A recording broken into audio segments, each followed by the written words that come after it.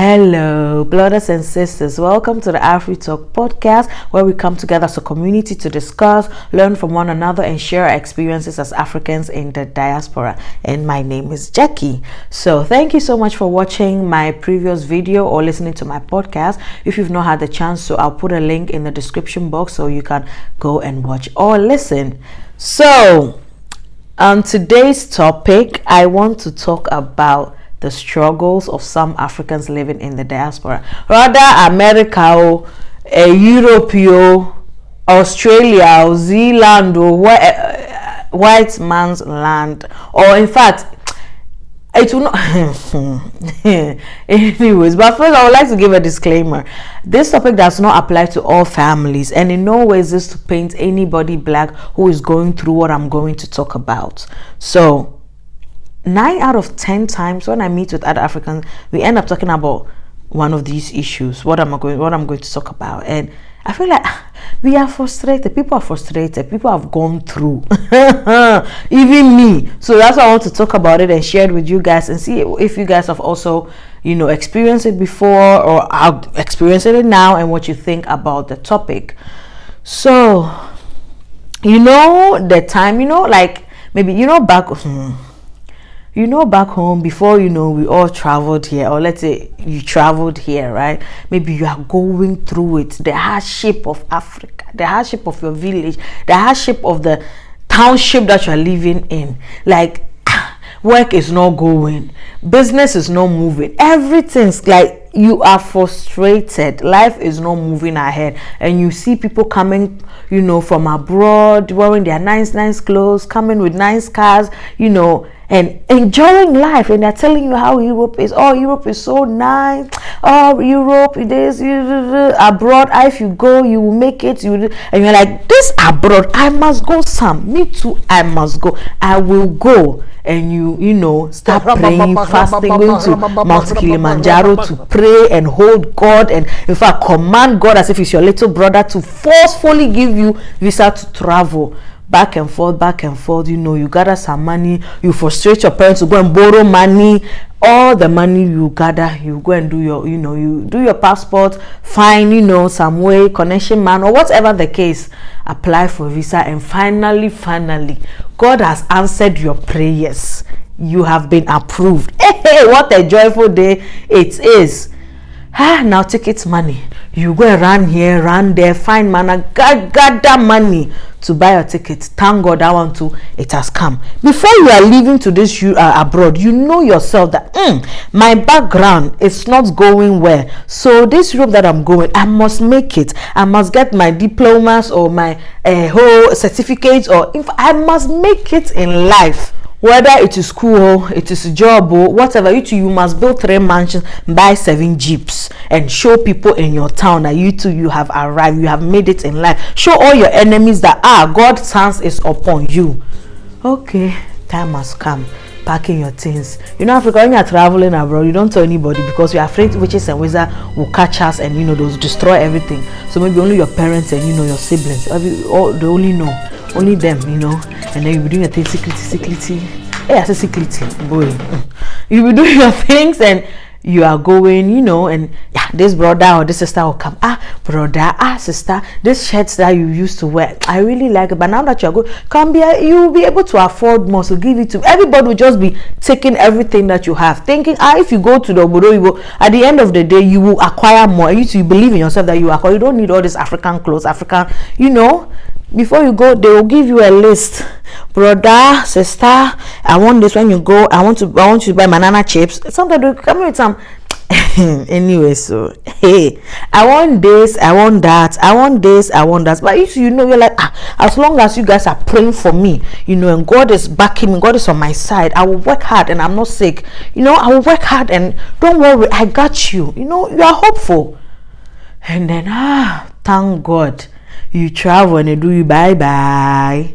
You go inside the plane, first time may probably travel in a plane. You say to me like, is this how people travel? Whatever. And then you land in the country that you've applied a visa for, the abroad that you want to come, and you land there like this gum. Hey, just know that you've become a sacrificial lamb for your family. That's number one, first of all. Now that you've arrived, you don't even know where you are going. You didn't think about, if I come to this abroad, how will I survive? Who am I going to stay with? Maybe you know one or two people in that country that you think like, can go and, squash with them for some few days, and then, you will find your way. But now that you've gotten there, who's coming to pick you up? Do you even have their number? Are they even picking up even if you have their number? Now that you see, this life, the cold is already killing you. The small jackets that you've put on is not enough. Why are you going to sleep? You will struggle. Either you sleep at the train station or bus station, wherever that you will find with your luggage. You'll be any black person you see on the street. Oh brother, oh sister, sorry, are you from Africa? Oh, me too, I'm from Africa. Please, I would like you to Hello, my sister. Hi. Sorry to worry you. Excuse me, what are you trying to say? I need help, please. I can't give any help, sorry. Sister, I'm not a madman, sister. Sorry. I want you. You just be every day you are just walking this way like God, and then maybe you meet one or two people that maybe will help you small to get a place for you just to put your head and just think of your next move. And then you're like, oh, now that I've found a place, like I'm squashing somewhere, let me call my family and inform them that Fanayo, I've arrived. I've arrived for some time now. You call them, of course they're happy. Oh, we thank God you have made it. Oh, hallelujah, you are alive, blah blah blah. And you think that they'll be like, oh, they'll bless you. Anything that your hands will touch, it must turn into gold. No. Have you already found a job? So when are you sending money? The day you left, our mother became very sick. Oh, we need to take her to hospital or else you will die. Oh, now that you're you don't even have your own place. You are squashing at someone's house that you have to even the phone you took to call them, you even borrowed it. The credit you are using, you even borrowed it, and then they're now coming to tell you, asking you all these things. You don't even know where to start from. You don't even know where to in fact, you don't even qualify for anything. The language they even speak in that country, you don't even know how to say hello. Anyways, now they'll come and they'll start to advise you. And this abroad that you've gone to, remember back home, remember that you have 18 siblings, including the one your mother had before marrying your father, or the one your father had before, or in between, or whatever, all packed together. You have 18 siblings, 23 cousins, 82 nephews and nieces. In fact, they will start counting how many people you have in your family. Remember your background. Remember that you have obligation. Remember that you have responsibilities. Remember that your father is now a pensioner and the job, the work, money is not coming. In fact, the responsibilities are started. So for things to go smoothly, please focus only on your job. If you get one, don't get married now, because Europe, we've heard that if you get married, it's too much money. If you have children, too much money. Don't impregnate anybody unless it's maybe for to acquire legal documentation purposes, that you go and find someone and impregnate and stay, and that. Other than that, please, remember back home. You want to get your diploma and work and save money and do something with your life. You've now gone to the back. In fact, you are not primary.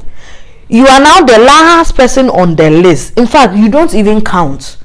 You'll be going from house to house, office to office, whatever, just to be looking for job. You are not finding job. You are finding it difficult. Brothers and sisters that you see on the streets or place you are squashing with, oh, today I will help you, oh, tomorrow I'll help you. Things are not going well. Your visa too is about to end. Hey, so do I go back or do I stay and close my eyes hard, squeeze it, and work hard and make it? Now your thought is too. By the grace of God, you are going small. You are struggling.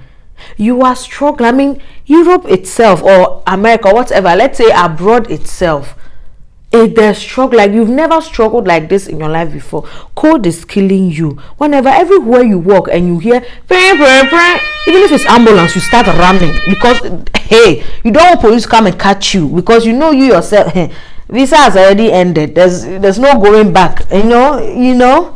Anytime you see just police car park somewhere, your spirit has left your body. In fact, your body is oh God. You are running up and down every day, thinking of what to do, looking for job. People are duping you. If you find job small somewhere, and because you don't have accounts and put your money, someone that you trust, a person, are you just be saving the money with me? You save money, you'll be working hard, or you save money with them small. You go and ask them, what do you mean? Now they'll come and be giving you shoulder. In my account. Yeah, my money is in your account. As far as I'm concerned, it is my account. And it is in my hands. Who will you go and report to? You yourself, have they reported you finished before you go and report somebody? Racism, we've not even talked about that one yet, yo. And the way they're racism you, the way they look at you up and down. If you go to shop to just go and buy something, the way security will be following you as if you've come to steal the entire shop. You don't really have your place of your own. You are squashing with one person to the other in fact, you are struggling. You find maybe job at a farm, maybe you are bathing pigs, you are bathing dogs, you are wiping someone's behind, some old people's behind as a job. It doesn't matter. I mean, sometimes when you grow old, maybe you can't really do a lot for it. It's also a job. It's also a respectable job. But you are trying your best, And this person that you are wiping their behind, they will even be racisming you, even insulting you. And then in your head, you're like, come and see me when I was back in my village. Me, village champion. Me of all me. Look at what these people are telling me. And you're like, well, do you have a choice? Because you already have a load, you have a baggage. Your mother is sick, your father is sick, your mother's eyes, your mother's nose, your mother's teeth, your mother's tongue, your mother's leg, your mother's ears even pain. Everywhere is paining them. Brothers and sisters, school fees, nephews and nieces, everybody's depending on you.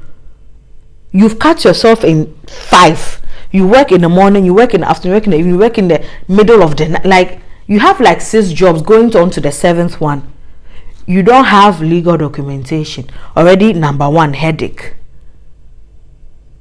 You don't have like a job that you can see that this is my job, this is what I'm doing, 9 to 5 is giving me. No, you have to be like, you have to share yourself and be at this place at this time and be at that place at that time. You go and work in the morning, you come home quickly, put on another clothes or quickly eat something.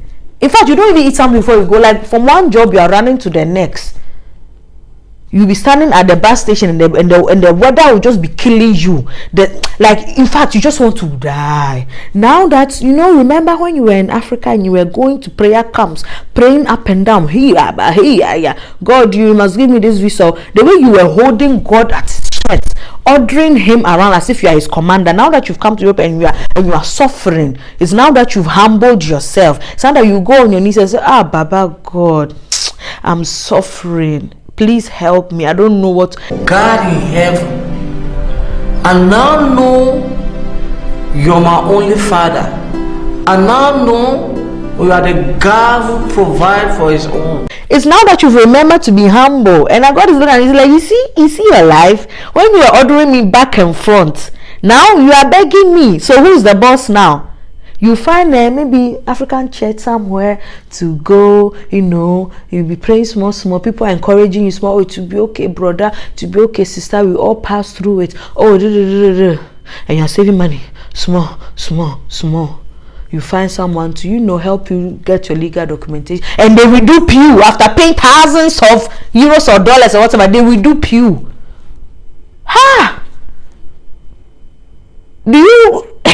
Where do you go to? Where do you come back to? And on top of that, still these people are still calling you. Hello? Hello, Kobe. Kobe, I was here. Hello? Yes, money. What money? Nonsense. Look at where I'm sleeping. Huh? You've got the audacity to call me and ask me for money. Why do all Africans think that as soon as you travel, you're a rich man? I've not even eaten. Look at where I'm sleeping. You're asking me for money. Oh, since you traveled, Good, weren't you? You are not even able to buy me a car to even start tax your Uber with. Since you travel, you've not even built a house. Come and see your mates who traveled. They started coming back. They come and see the mansions they are building in this hours. Come and see the way they are bragging. And you, since you traveled, even €1,000 you've not even been able to send.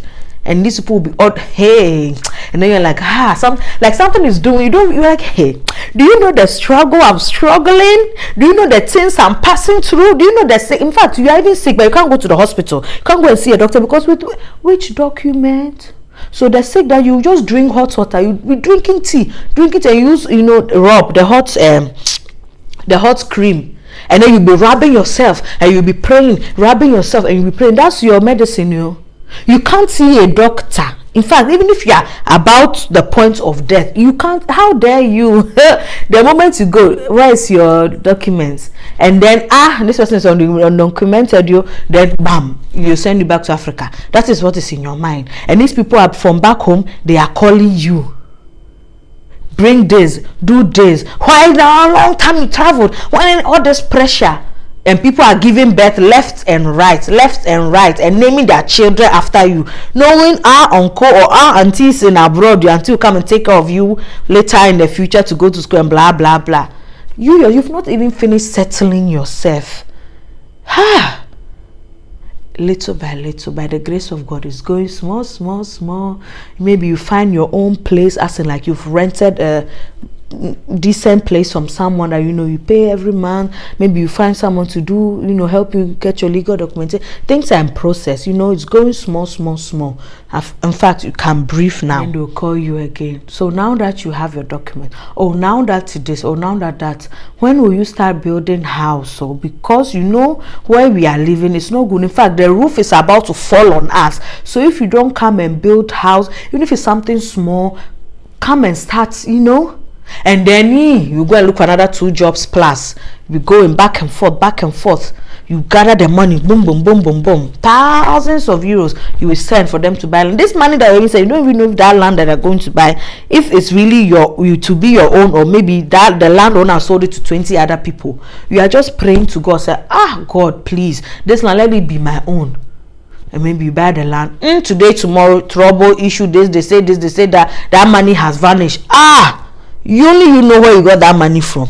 No problem. The pressure is still too much. You still go, you keep working, bam, you give another money. Maybe this time it worked for you. They buy the land, they start building. This building that they said they only need 500 bags of how do you even call it? Cement. After the 500 and you send money and everything, after that they'll say, I will need another additional 3,000. How can you come from 500 to 3,000? You will start building from a whole, how do you call it, foundation to leveling to roofing to iron, whatever. Start putting every day they are calling you. And the building person stole the thing, and now they've run away. We can't find them, so you have to send another money. So we look for somebody else again. Today they need money for this. Tomorrow they need money from that. At the end of the day, you later find out that the money you've been spending, in fact, they've built their own three houses for themselves, and the one that they're building for you, it has not even come to foundation level. God, but they've been sending you pictures, videos of how your mansion of 60 bedrooms and 120 bathroom is looking, and you are there thinking, I have mansion. Hey, back home I'll be a rich man if I go. No, they've just been duping you. And then mental health will start coming. When you are walking around, you start talking to yourself. People be looking at you, this person normal? Only you know what is doing you inside. And then you find someone else that you trust, you continue the build, you build the finish, you do your thing. Once you are building, you are spending much money. People will still be calling you. Can you loan me money? I want to start business. Can you please give me money so I can pay for my child's school fees? Is it my school that they are going? Is it me that are going to school? Do you know what I'm struggling? Do you know what I'm going through? Today this one is not sick. Tomorrow somebody is dead. If somebody is not dead, tomorrow somebody has broke their leg. Sometimes you even have to go and loan money from your friends that you've made here in the abroad, or bank or something. You loan money just to send it to your people back home that you think that If I help them now, like, you know, if I help them like this, they'll stop calling me and harassing me, money. You send money 3 months later, oh brother, oh sister, the money, oh, people are wicked in this world. They'll start giving you excuses. You're like, the money I've loaned, I've not even finished paying it, and you're telling me, hi, you just take rats poison or whatever medicine. You just look at you like, should I just drink this and just go and meet my meter, or should I close my eyes and continue this life? Turn into life and death. Like what at all did you came on this earth to do? No problem. You are moving. You know, Europe life or abroad life or whatever, it's not like Africa. Now you've come to know the system. I mean, now by the grace of, you know, you have your document, or it's going, you know, it's in the process. It's okay. You, when you see police, you stand like a man, you stand like a woman. You are no more afraid, because you know that even if they check their, you know, system, you are there. You are no more running away, jumping buildings whenever they come to your off work or a place of work and people are jumping all over. You don't jump anymore. You stand there firmly and you show them, yes, this is my card. You know, you have that kind of confidence now. You know, you are paying your rent, you are paying insurance, you are paying the things you've never had in your life that you have to pay, you are paying now. The money you work, the work you work, and the money they give you at the end of the month, after paying everything that you're supposed to pay, the small that will remain, you have to divide it into 10,000. This one is for this one. Hey! And on top of the remaining low money to give to someone to do business. So when they call, this one has died. So when they call, everything is just going bad for them. But you are not going bad for you. You are living in paradise. You're only supposed to be better now. I mean, you are right. What do you have to complain? They don't know the struggle you're struggling. Even if you try to tell them, hey, you don't complain to, at least you are in Europe. At least you are okay. Better than we are back in the motherland, you know? You take it like that. In fact, since you've been in this abroad, so 20 years or 15, 20 years, 10 years, 15 years, no matter, doesn't matter, all these years that you've been in this abroad, you've not even gone on vacation before. All the, you know, your brothers and sisters that you see around church, work, neighborhood or whatever, when you ask them, oh, how many times do you go on vacation? And, oh, me, I go to Africa every year, or every two years or something like that. You don't even know what 1 week vacation is. In fact, whenever, you know, of course, you know, with every country, when you work, you have some hours or you have some days vacation that you can take. You don't even take it. You still work that vacation, those vacation days that you have, just for extra money. Your body does not know rest. You yourself, you don't know. Your mind, your spirit, your soul does not know rest. You've never traveled outside again. You've never even gone from one city to the other just to go and relax one day somewhere and just put your head somewhere. Talking of going back home, do you even have the money to go? Even if you have the money, what about the responsibilities? What about the house you are building, the mansion you are building back there?